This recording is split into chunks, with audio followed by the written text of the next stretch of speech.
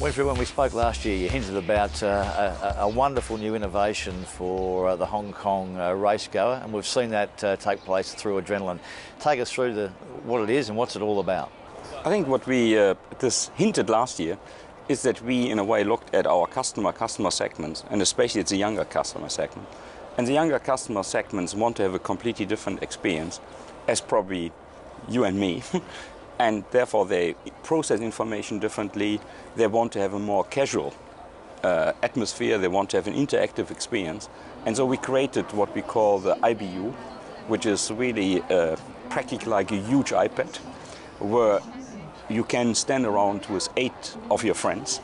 You can, on this table, search the horses, can do your form, and you can do your betting.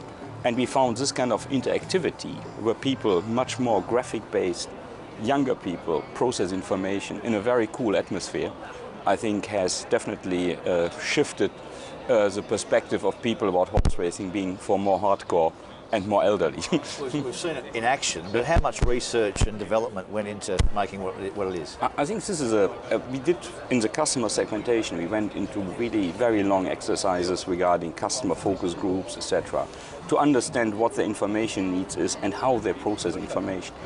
Then from the technology side, it's a really significant effort, because you have to pull the information and the graphics and everything together from around 45 different systems. So this kind of process, and in the end to get a customer experience which is a completely different one, has got significant money. But what we will do is, this is now the hub for teaching experience racing in a different form. We will transfer this whole information and the betting side now on other tablets, being it iPads or Android platform. So that will we do in the next 4 or 5 months. So, and then in a way we see that this has a really huge opportunity combined with our racing simulator we created. This is another innovation where again people can study form in a simulated form. So we had 200,000 downloads within 2 weeks. Then combined with our betting app, we think that we will shift in a way the betting side much more to the interactive platforms.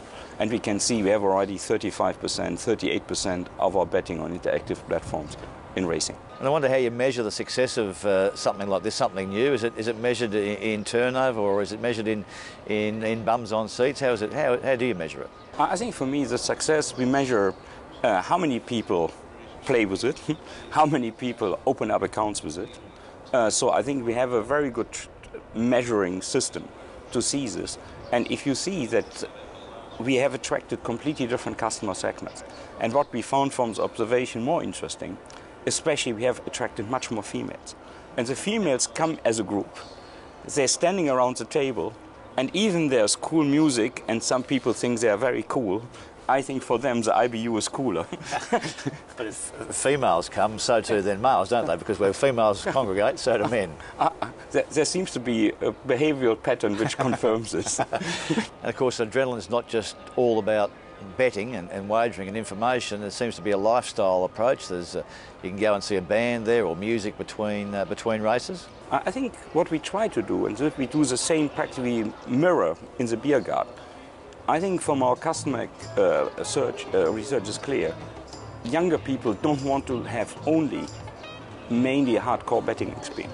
They want to do interactive, they want to do different things, and therefore entertainment. We are in the end, we're in the entertainment business. And this is why we have then the mixture of music, the races, but everything is well timed. For example, if you look at the beer garden, which where you have live music, the horses have passed the winning post, you have the winning photo, then you have a window of 4 or 5 minutes you use for entertainment, and then the focus switches back to the races. So I think this kind of half an hour between races for younger generation is too long. They want to do something in between, and this we do in Adrenaline, and the same we do in the beer garden. And in the Adrenaline, because you have 2 floors, you can move between different experiences. If you want to a little bit more relaxed and listen a little bit more to music, you go to the 3rd floor. If you want to do a little bit more studying and be a little bit more engaged in the racing betting side, you go to the 2nd floor. So this kind of flexibility, how people want to spend their time, is very important in a way when you want to attract the younger segment. Now you've got Happy Wednesdays, and Happy Wednesdays has been a great drive to make it a different race day or race night experience as it is there. What's Happy Wednesday about? I think Happy Wednesday is about really, we created practically the Happy Wednesday brand, again, to attract the younger segment. And we created a space. The probably base starting point was the beer garden, not because I'm German, but I think this is normally what I think. And we started with the Oktoberfest, because I was sure that, in a way, with an Oktoberfest theme and beer, that this is extremely popular in Hong Kong, and that this was then, in a way, a starting point where we said we create this zone where young professionals, we have probably Wednesday night normally 3,000 to 4,000 young professionals in town. This is a meeting place to be.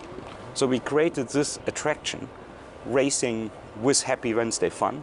So we have fashion shows, we have music performances, we had a wonderful Gangnam Style performance there. And I think you have to create relevance, you have to understand what the segment wants. And this is in the end all about, and that we have created this Wednesday brand where with now Twitter, Facebook, etc., where people share this, and where you create a physical community and you extend it via social media in a social community. And this is a rebranding of racing as not only for what they call here the newspaper uncles who sit there and hardcore customers. What are you doing for the traditional punter though? You can't forget your core business, which is your hardened punter here in Hong Kong, of which there are many. I think if you look at one thing, if you would forget about your core, you would be in deep trouble. Yeah. And this comes back, we have 9 different segments. We used the Happy Valley brand and for the younger segment, which is practically more familiarization. But we have really studied very intensively what the different segments are. And if you look at our hardcore customers, for example, here in Happy Valley, I think we have created a new betting hall experience, which I think is unmatched around the world, which huge video screen, every information there in a way, easy available, very easy from the betting side.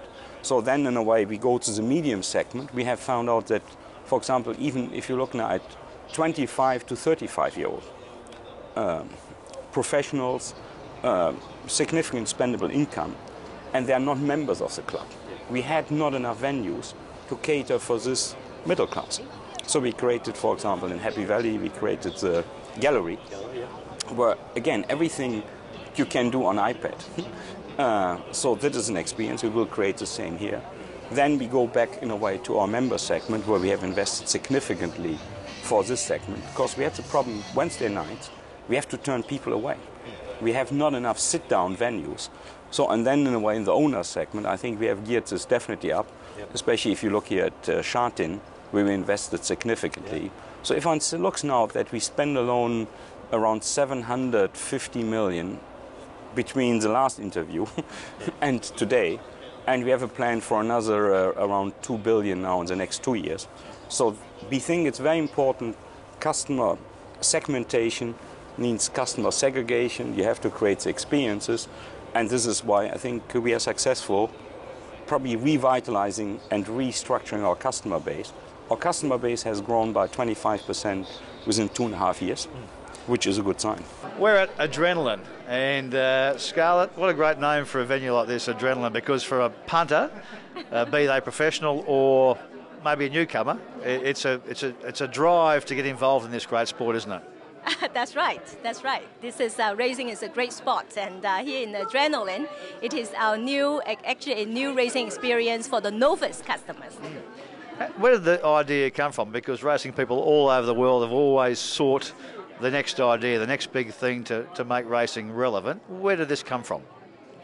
Where it comes from is that we have a problem, right? The problem that we have to solve is that how to actually bring this the greatness of the horse racing game to the novice customers, the younger generation.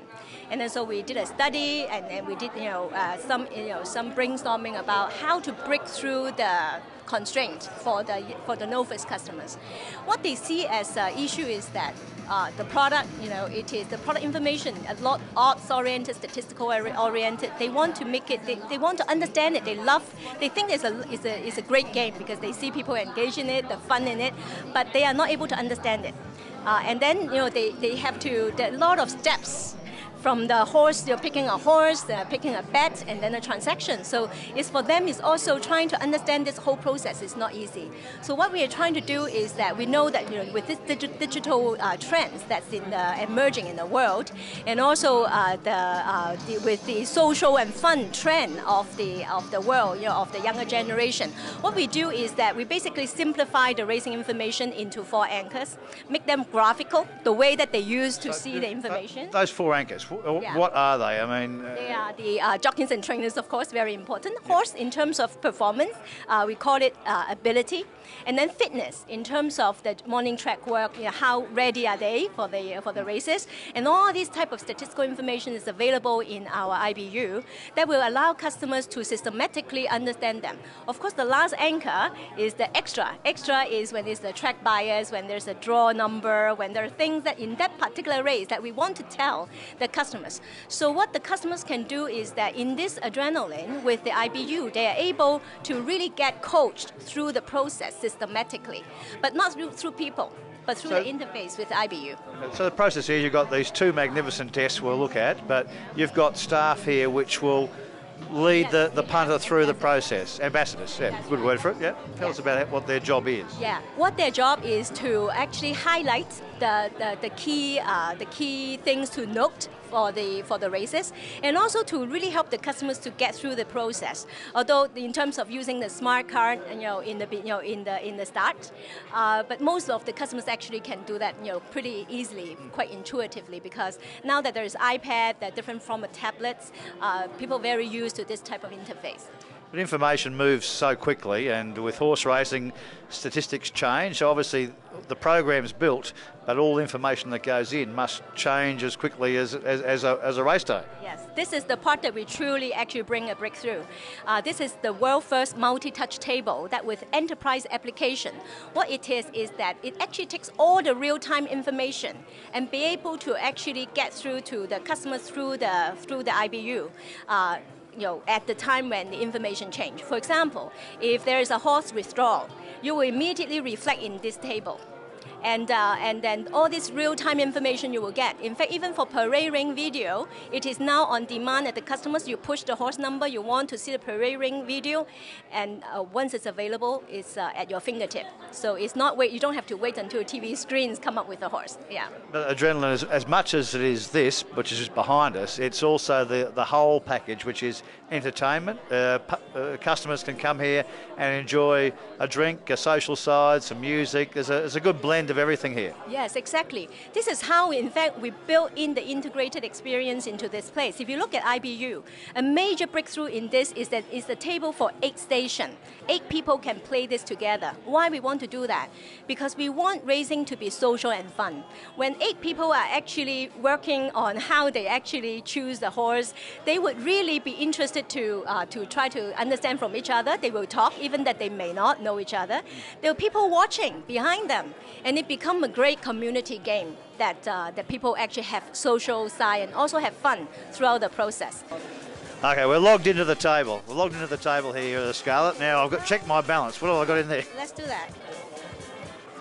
So we still have $30,000. Oh, happy days. So let's try to pick a horse for this race. Let's look at number 2. Number 2 is that where the tip comes from? So we drag the horse to us, which is like a regal army. But why am I backing this horse? What information have I based that on? So let's see what's the commentary. It ran actually 3rd when debuting this trip in season, so it's new, and can expect better results after trip experience. Okay. So we can continue. So that for a novice, that comes in with information, just a simple read. Oh yeah, that's right. Mm-hmm. So do you think it's a good bet? I think it's a good bet. Now we're having $150 on it, aren't we? Yeah, so that's right. Track work video, so it comes up like that. That's fantastic. That's right. Yeah. So do you think it read nicely?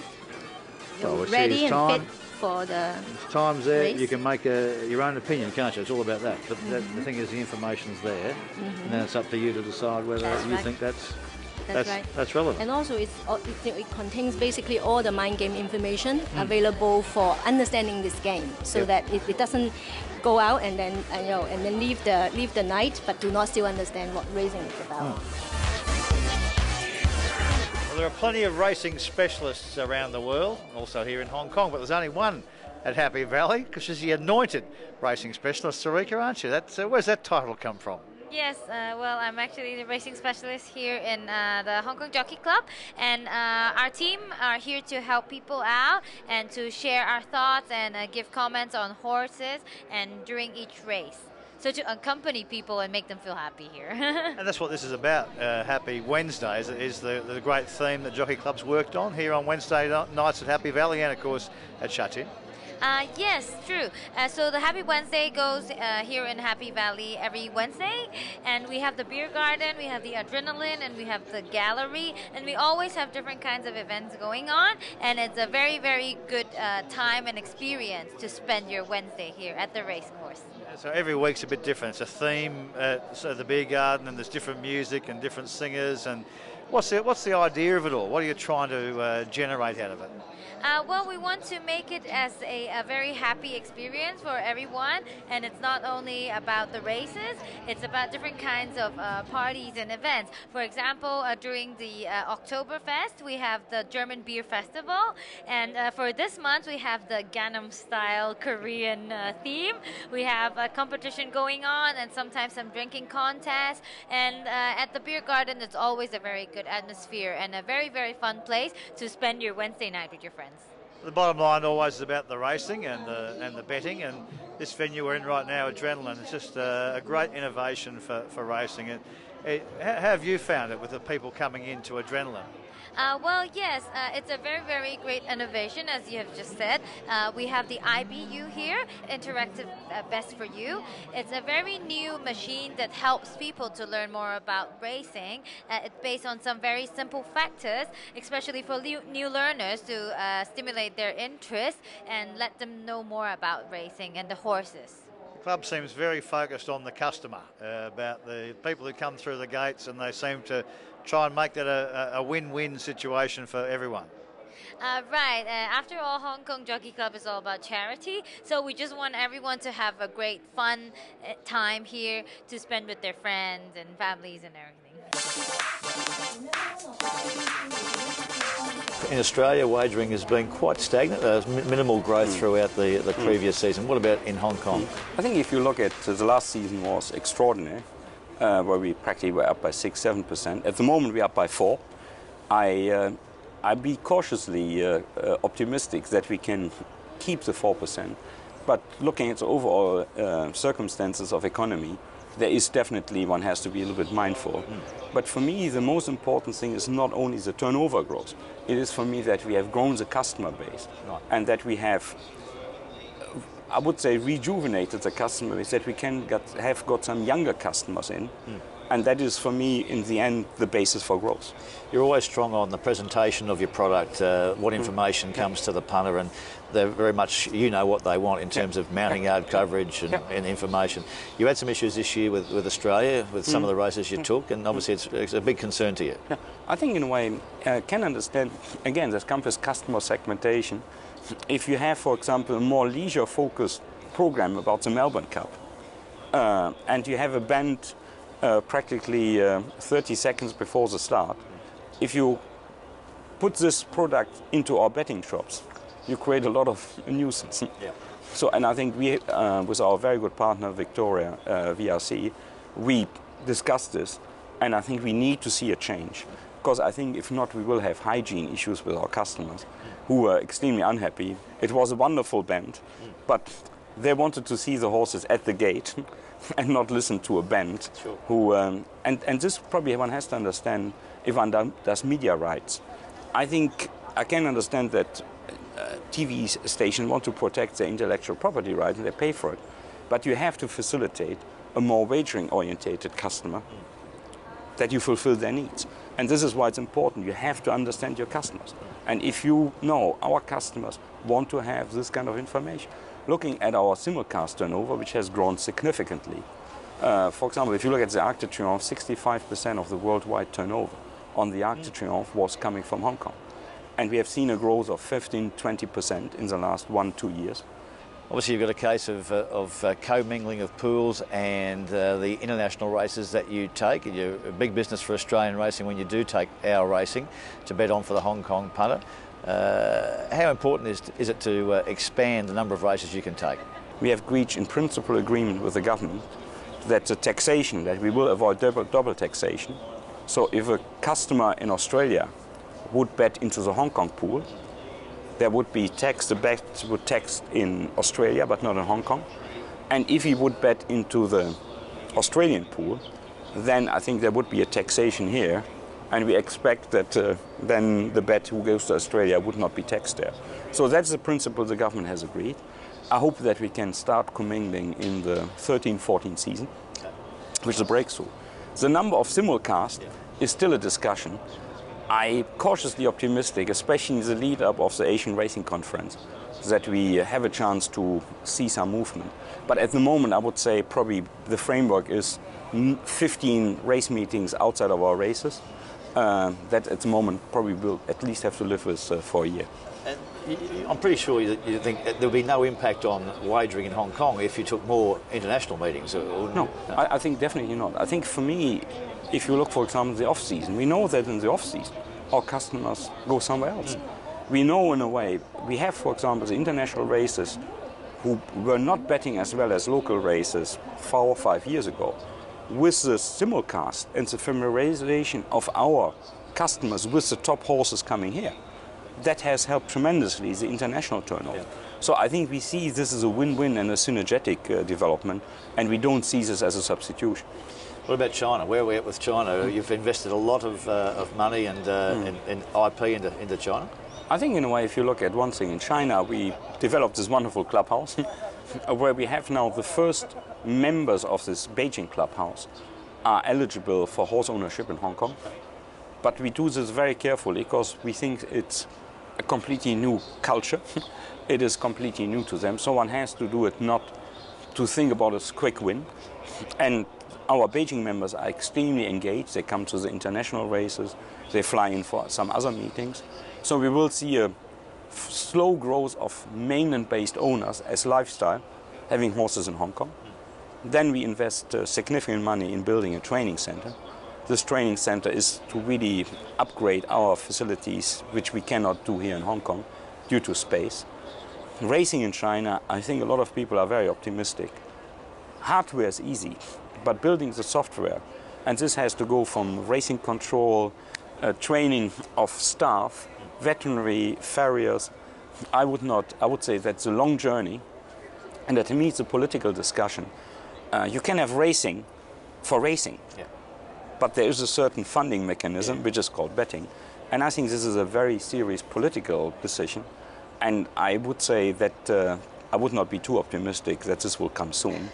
And then at the moment, for example, all sports wagers or sports lotteries are on a 31% takeout rate. So if you would run racing with a 31 takeout rate as an operator, you would create an illegal market. And I think that one has to put in the overall perspective. Talk about illegal market. How big is the illegal market in this area? I think for me, the illegal market I would define as betting on Hong Kong racing, which is not done with us. So there is the illegal market in Hong Kong. There's definitely an illegal market in Macau and in China. But I would call it an illegal or illegitimate market, even in other countries, who in a way probably take our intellectual property rights and don't, in a way, contribute. I would guess that the total legal market on Hong Kong racing is in the region of probably around 30 to 40 billion. So around half of our turnover.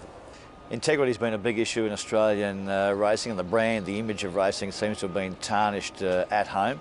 And obviously you've got a very strong hand in how you deal with integrity. Is it an issue here, or has the Australian product been affected here?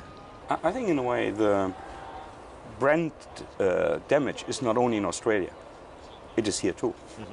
Because I think, for example, if you have a jockey like Damien Oliver, who is a terrific guy, but we have the Chinese newspaper saying, look, again Australian jockeys. So I think there is even here in the Chinese newspaper saying, is there something wrong with the integrity of Australian racing? I would not go that far. But perception-wise, I think it has created a lot of interest here in Hong Kong. So it is not only in Australia, so it has, I think, a much wider, because I think we are very Australian-centric if you look at jockeys, trainers, etc. I personally think it is the issue, and I know in a way that some people were critical in Australia when we took very hard measures against a jockey who was selling information. And this is a customer. You cannot have to think about consumer protection. And everybody in the industry has to be very clearly aware. Integrity is key. Without integrity, the trust in the brand, the trust in racing is gone. And this is why I think we really see this as concern. We try in a way, very strongly in a way, talk to our jockeys, emphasize the value system, and we have a very strict control. And if we, for example, are aware that certain jockeys have a contact to people we see as a risk, we have definitely different tools to do this, because we would not license them. This is in a much more different political environment, much more difficult. So I think it's a much tougher job for our colleagues in Australia. But I personally think if one has clear evidence, one has to be very determined, and I think it should be draconian measures taken to root this out, because I think this is for worldwide racing a significant damage. And it follows drug testing as well. Drug testing, it's the next pillar of the integrity. I think it goes in everything in a way, and this is why we have introduced here, even with our work riders, that we do in a way drug tests. And I think for me it is not acceptable if you look even at contamination issues. You cannot have an owner, and if you have people who are on drugs, be it recreational drugs, etc., where they get them from, you create a risk, and you have to try to minimize risk. Sometimes you're seen as not liberal, but in the end, in a way, if you look at Hong Kong racing, where we create a tax revenue of 11 billion from racing, there is no, in a way, leniency in relation of integrity and to protect it. Of course, this is the week you show off here in Hong Kong, Winfried. This year you have a new brand sponsor in Longines taking over Cathay Pacific. It's obviously a great week to be here in Hong Kong. I think in a way we were very grateful for the sponsorship of Cathay, but we had the feeling that Cathay would not be willing to grow this further. And looking at, in the end, what we're selling is lifestyle. And Longines is definitely a lifestyle brand. It's about elegance, so I think the brand mix is even better. Looking at the advertising, how they support this event from the global perspective, I think we are very happy that we have this partner. And probably when we talk next year, we will see more innovations.